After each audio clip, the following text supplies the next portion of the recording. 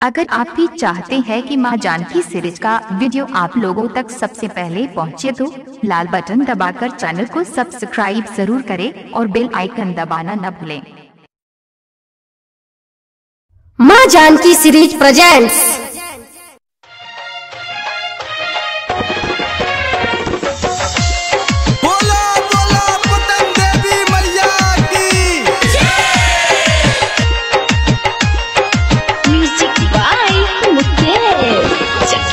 चलल जाई माई धाम छोड़ नौकरी के काम, चलल जाई माई धाम छोड़ नौकरी के काम। रह नौमी में अब की यही जाहो रेलिया के धाजा हो, ए पिया घर आ जाहो रेलिया के धाजा हो, ए पिया घर आ जाहो।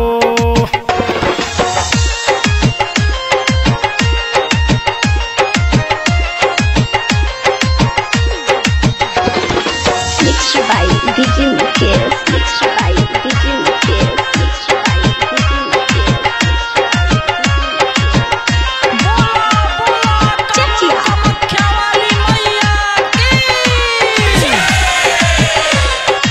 मान जा तू कहना हो हमरो त मन बाटे, भोरे भोरे चल जाई, भोरे भोरे चल जाई पिया तोहरे साथ में, भोरे भोरे चल जाई पिया तोहरे साथ में।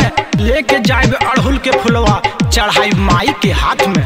माई के कृपा से सपना सफल बाटे, या के लालसा तू हमर पूरा जाहो रेलिया के धाजा हो, ए पिया घर आ जाहो रेल गड़िया के धाजा हो, ए पिया घर आ जाहो।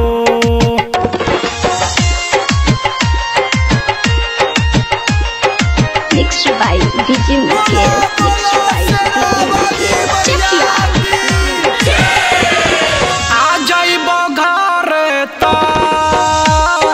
पिया का बिगड़ जाई, राइटर अजय के इहे बा कहना, राइटर अजय के इहे बा कहना।